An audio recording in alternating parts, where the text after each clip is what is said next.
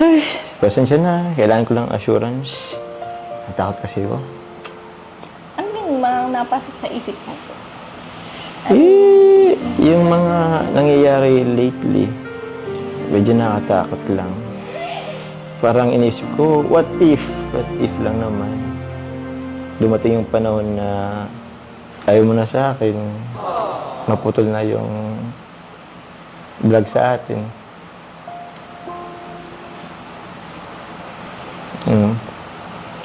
Hindi ko yun nga. Alam mo naman yung mga nangyari dito, di ba?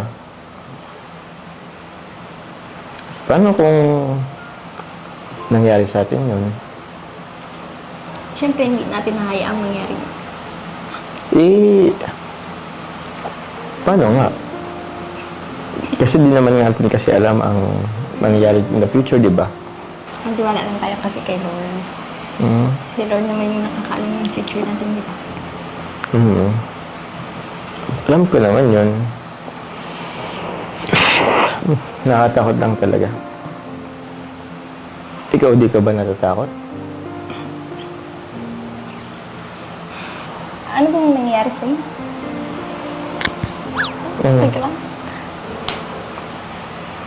Ayos lang.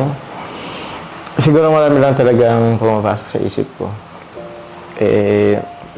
Yun nga, ayoko lang din kasing mawala kung anong meron tayo ngayon. What if dumating nga yun? Kaya ko ba? Kaya mo ba? Kaya ba natin?